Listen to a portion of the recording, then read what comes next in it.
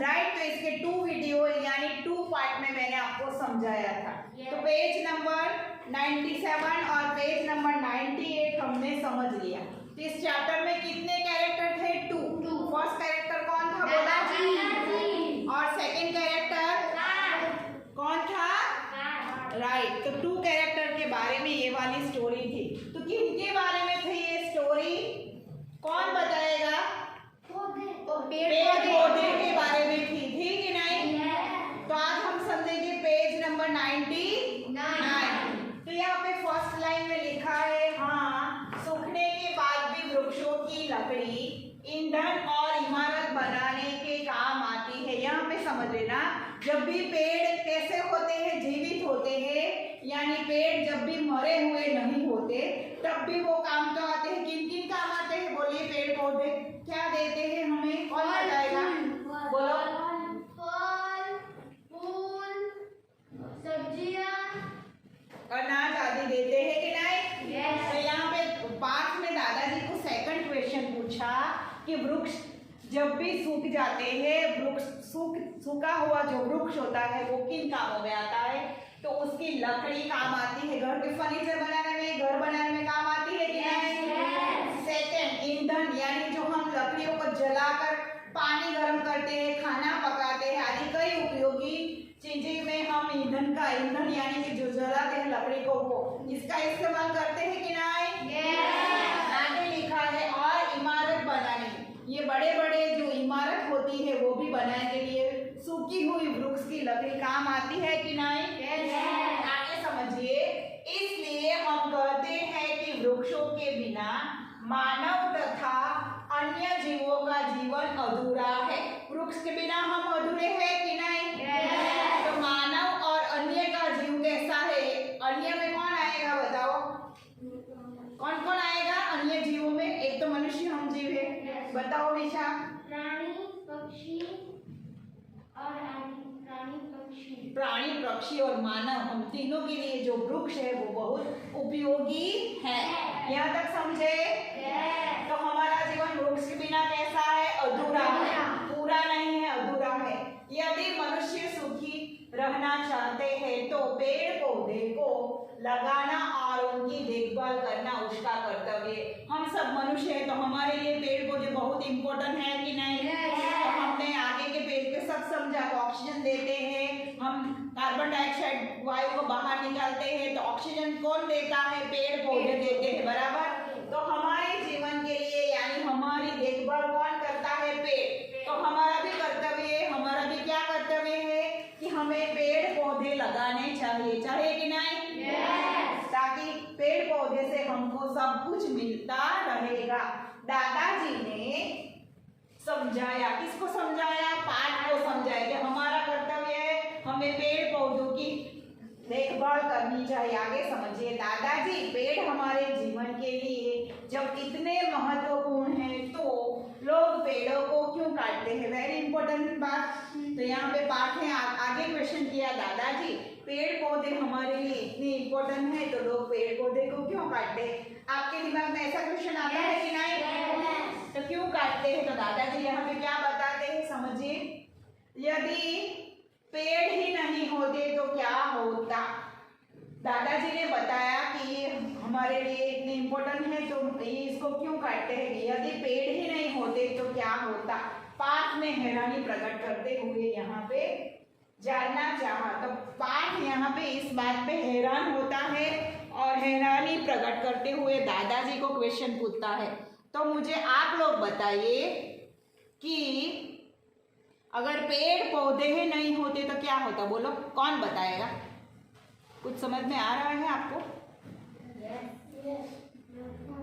हाँ, कौन बताएगा? चलो बताओ फर्स्ट बेंच।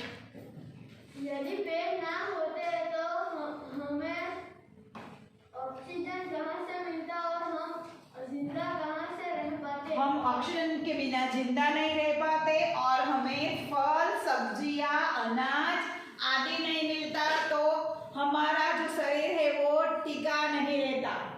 यदि हम इसके ऑक्सीजन के बिना हम मर भी जाते। राइट क्या? ओके, तो आगे समझिए। जहाँ जंगल थे मनुष्य ने अपने स्वार्थ के लिए उनका सफाया कर दिया। जहाँ पे जंगल था, आपको पता है पहले यहाँ पृथ्वी में पूरी जगह क्या था? जंगल जंगल था, ढेर सारे पेड़ थे, घना हुआ जंगल था। तो जो जंगल था उसको अपने स्वार्थ के लिए उन्होंने क्या किया? सफाया कर दिया, मतलब इन सबको काट डाला। समझे? आगे समझिए। धरती वीरान हो जा रही है। पेड़ के काटने से धरती कैसी हो गई? वीरान, यानी जो खुली जगह है वो हो गई। पेड़ निकल गए तो जगह कैसी हो गई? खुली। तो धरती को यहाँ कैसा बोला? तो वीरान हो गई। रेगिस्तान बढ़ रहा है, और रेगिस्तान यानी जो रण प्रदेश है वो क्या हो रहा है? बढ़ रहा है। समझे आप? तो कहाँ से बढ़ा? पेड़ के काटने से। तो कैसे रेगिस्तान बनता है वो पता है? किसको पता है बताओ?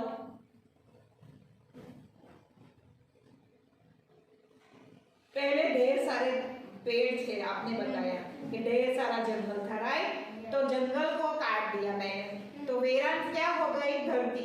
तो जब भी जो तेज हवा आती है तो हवा से क्या होती है? जो डस्ट होती है, जो मिट्टी, जो धूल होती है, वो क्या होती? पवन से और बारिश से क्या होगी? वो जो धरती है वो नष्ट हो रही। आगे हमने समझा कि पेड़ के जो रूट होते हैं वो किसको पकड़ के रखते हैं? मिट्टी को पकड़ के रखते हैं कि नहीं? अगर जमीन के अंदर वृक्ष ही नहीं है तो क्या होगा? रेगिस्तान बढ़ेगा। कैसे बढ़ेगा? तो तेज हवा के कारण क्या बढ़ता जाएगा? रेगिस्तान। समझ में आया? तो रेगिस्तान क्या हुआ है? तो रेगिस्तान बढ़ रहा है। बेमौसम बरसात हो रही है। बेमौसम बरसात होती है कि नहीं? अभी तो कभी भी बारिश आ जाती है, बराबर? तो मिट्टी का बहकर नदियों में आ रही है। मिट्टी जो है वो बहकर कहाँ आ रही है? नदियों में। वो कैसे बहती है? जब तेज बारिश आती है तो जो मिट्टी है वो पानी के साथ बहकर नदी में जा रही है। समझ में आया यहाँ तक? तो नदियाँ उथली हो रही है।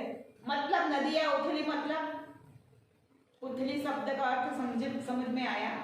उथली हो रही है मतलब कि नदी के पानी में मिट्टी भी ज्यादा हो रही है, तो उसके साथ पानी में मिट्टी घुलेगी तो क्या बढ़ेगा? कीचड़ बढ़ेगा कि नहीं? उथली मतलब के नदी क्या हो रही है?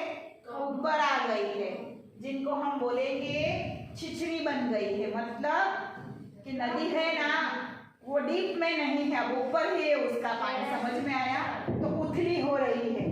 वर्षा का पूरा पानी नहीं समा पा रहा है। समझे? तो नदी की जो अंदर की जो है ना, तो अंदर क्या हुआ? कीचड़ हुआ। तो पानी ऊपर ही, अंदर तक पानी नहीं है। तो क्या हुआ? इसके कारण जो वर्षा आती है तो उसका जो पानी है तो वो उसमें समा नहीं पा रहा है। समझ गए? कैसे नहीं समा पाए? तो वो कीचड़ के कारण पानी है तो अंदर नहीं जा रहा है, तो पानी कहाँ बहेगा? ऊपर से बहेगा। इसलिए क्या आती है? बाढ़ आती है कि नहीं? नदी से बाढ़ आती होगी ना। तो समा नहीं पाने के कारण पानी में चारों ओर फैल जाता है। तो पानी चारों ओर फैल जाता है। जब नदी उथली है, पानी अंदर जा नहीं पाएगा तो पानी बह जाएगा कि नहीं? जिससे बाढ़ आती है। समझे? जिससे क्या आएगी? बाढ़। जान माल की हानि हो रही है। बाढ़ आने के कारण जो मनुष्य है उनकी जान मान, यानी कि उसकी जान को भी जान भी जा सकती है। ज्यादा पानी में मनुष्य बह जाते हैं, उनकी जो घर की जो पूरी चीज वस्तुएं होती है वो भी पानी में बह जाती है कि नहीं? साथ में जो प्राणी होते हैं, प्राणी जीव की भी जान जाती है कि नहीं? गाय, बैल जैसे, भैंस जैसे उन्होंने जो प्राणी अपने लिए पाले होते हैं वो भी इस बाढ़ में बह जाते हैं कि नहीं? तो यहाँ पे लिखा है कि जान माल की हानि हो रही है। वृक्षों के न रहने से बादल बिना बरसे चले जाते हैं। समझ गए?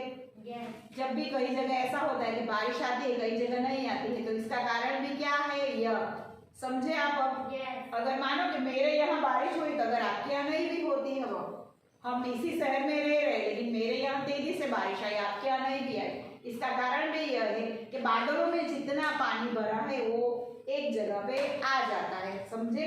और बादल दूसरी जगह पे जब जाते हैं तो पानी कम हो जाने के कारण वहां वर्षा कम गिरती है। समझ में आया? Okay, clear? इसी से सूखा पड़ रहा है। इसलिए क्या हो रहा है? सूखा पड़ रहा है। समझे? वृक्ष नष्ट हो गए तो बारिश कैसी होगी? कम आएगी। जो मानसून में जो बारिश आनी चाहिए वो कैसी आएगी? कम आएगी। मौसम बदल रहे, इसके कारण वृक्ष जो ज्यादातर कटे जा रहे हैं, इसके कारण जो मौसम है हमारा वो भी बदल रहा है, जिससे फसलें ठीक से नहीं हो पा रही। जो हम भी कुछ लगाते हैं खेत में, जो फसल लगाते हैं वो भी ठीक तरह से उग नहीं पा रहे, समझे? और गर्मी बढ़ रही है, गर्मी ज्यादातर बढ़ रही है कि नहीं? अभी तो थोड़ी अच्छी है, बट जब भी मार्च स्टार्ट होगा तो क्या होगा? गर्मी ज्यादातर बढ़ेगी, बराबर ना? इससे यदि पर्वतों पर जमी बर्फ पिघल गई, इसके कारण क्या हुआ? पर्वतों पे जो बर्फ जमी होती है, हिमालय पर्वत का नाम सुना है आपने? तो हिमालय अभी पूरा बर्फ से ढका हुआ था, इसलिए ज्यादा ठंडी लगी ना, ठंड लगी अभी हमको। तो अब गर्मी स्टार्ट होने से क्या होगा? तो उसकी बर्फ जो है वो पिघलकर पानी बन जाएगी और वो समुद्र में इतना पानी बढ़ जाएगा कि इससे किनारे से शहर डूब जाएगी, समझे? बर्फ ज्यादा गिरेगी और जो पानी है वो कहाँ आएगा? समुद्र में। समुद्र से कहाँ जाएगा? नदियों में। नदियों से समुद्र में, ऐसा होता रहता है। तो जो शहर जो क्या हो गए? जो डूब जाएंगे। एक दिन क्या होगा? जो शहर है पूरे वो पानी में अंदर चले जाएंगे। मनुष्य की अंधाधुंध वृक्ष काटने की आदत ने चारों ओर जान और माल की बर्बादी कर दी, समझे? तो कभी कभी आपने सुना होगा कि ज्यादातर पानी में इस शहर के इतने गांव नष्ट हो गए, ये शहर पानी में गरकाव हो गया, तो ये शहर को ज्यादा पानी के कारण यहाँ पे इतना नुकसान हो गया। न्यूज़ में देखा है ना आप लोगों ने? तो ऐसा हुआ, किसके कारण हुआ? तो ज्यादातर मनुष्य ने जो पेड़ को काट डाले उसके कारण हुआ। तो उसकी ये जो क्या है? तो उसकी लापरवाही है कि नहीं? अंधाधुंध आंधळू अनुकरण કરીને બધા જ વૃક્ષો उन्होंने क्या किए? तो वहां पे उन लोगों ने काट डाले। तो ये आदत किनको भारी पड़ी? हमको ही पड़ी कि नहीं? तो हमारी आदत किसको पे भारी हुई? हम पे हुई कि नहीं? तो चारों ओर जान माल की बर्बादी हो गई। बताओ, यह सब मनुष्य ने नहीं किया तो फिर किसने किया? मुझे बताओ, ये हमने किया कि नहीं किया? हम सब कौन है? मनुष्य है कि नहीं? तो हमने सब ये गलतियां कर दी।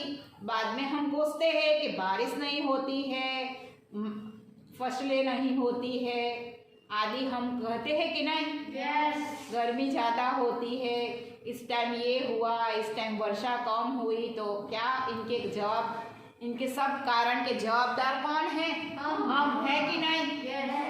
बराबर? तो सबको समझ में आया? आखिर एंड में समझिए, दादाजी अब मैं सब समझ गया। यहाँ पे पार्थ और दादाजी चित्र में दिखाई दिए। तो यहाँ पे पार्थ ने दादाजी से सब कुछ समझ लिया। तो पार्थ क्या बताते हैं? दादाजी अब मैं सब समझ गया, आपने मेरी आंखें खोल दी। पार्थ ने यहाँ पे दादाजी को बताया कि इन सभी चीजों का कारण कौन है, आज मैंने समझ लिया। तो आपने मेरी क्या कर ली? तो आपने मेरी आंखें खोल दी। मैं आज से न तो कोई पौधा उखाड़ूंगा और न ही किसी पेड़ की टहनी तोड़ूंगा। तो यहाँ पे दादाजी को पाठ समझाता है कि दादाजी आपने मेरी आंखें खोल दी, आज से मैंने यह तय कर लिया कि मैं कोई भी पौधा ना उखाड़ूंगा न टहनी तोड़ूंगा। मतलब जो डाली होती है वृक्ष की वो भी मैं कभी काटूंगा नहीं। समझ में आया यहाँ तक? अब नए पौधे लगाऊंगा और उनकी देखभाल करूंगा। आज से मैं अभी से नए पौधे उगाऊंगा और उसकी देखभाल करूंगा। पार्थ ने दादाजी को भरोसा दिया। पार्थ ने भरोसे के साथ दादाजी को उत्तर दिया। इस पर दादाजी ने पार्थ को खींचकर गले लगा लिया। इस बात सुनकर दादाजी यहाँ थे ना नजदीक, तो पाठ को बुलाकर अपने गले से लगा लिया। यहाँ पे आपका पाठ खत्म हुआ। समझ में आया? पेड़ पौधे हमारे लिए कितने इम्पोर्टेंट हैं। यहाँ पे एक हेड है, राइट? आपने दादाजी के बात से क्या समझा? येलो कलर के हेड में लिखा है कि आपने दादाजी की बात से क्या समझा? क्या समझा बताओ, कौन बताएगा? आप लोगों ने दादाजी की बात से क्या समझा? कुछ समझ में आया आप लोगों को? बोलो, एक एक पॉइंट करके बताओ। चलो बोलो बस। हमें पेड़ पौधों को काटना नहीं चाहिए। वेरी गुड, फर्स्ट लाइन क्या? हमें पेड़ पौधों को काटना नहीं चाहिए। और क्या समझा?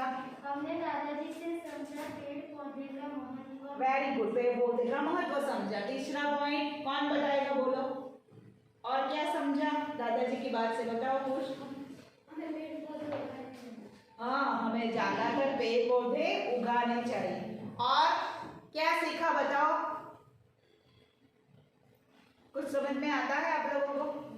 दादाजी ने ढेर सारा समझाया, यहाँ पे पाठ को बातें करते करते समझाया कि नहीं, और क्या समझाया बताओ। दादाजी ने समझाया कि पेड़ पौधे ही हमें प्राणवायु यानी कि वेरी गुड। ऑक्सीजन देते तो हैं। पेड़, इसलिए इस चैप्टर का नाम ही है पेड़ पौधे और हमारा जीवन। तो यहाँ पे इस चैप्टर खत्म हुआ। आप सबको समझ में आया होगा कि पेड़ पौधे हमारे लिए कितने इम्पोर्टेंट है, राइट? तो इस चैप्टर में ही लिखा है कि पेड़ पौधे और हमारा जीवन। तो आज से हम भी ये प्रण ले, हम निश्चय करें कि हम भी, हमारी जब भी बर्थडे आएगी तो एक वृक्ष हम भी लगाएंगे कि नहीं? और इसकी क्या करेंगे? देखभाल करेंगे, ताकि आप भी बड़े हो जाएंगे और वो वृक्ष भी बड़ा हो जाएगा। तो ये वृक्ष, एक वृक्ष कितने को ऑक्सीजन देगा, समझ में आया आप लोगों को?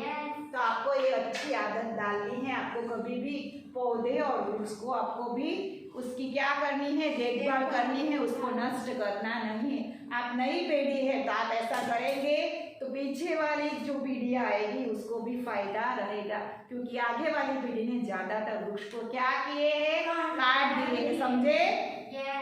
ओके। तो यहाँ पे कुछ शब्दार्थ दिए है आपको, यहाँ पे पढ़ो तो कर्तव्य यानी जिम्मेदारी, बोलो मेरे साथ एक टाइम। ईरान मतलब उजड़ा हुआ घर का। यहाँ पे तीसरा शब्द कौन सा है, पढ़ो तो।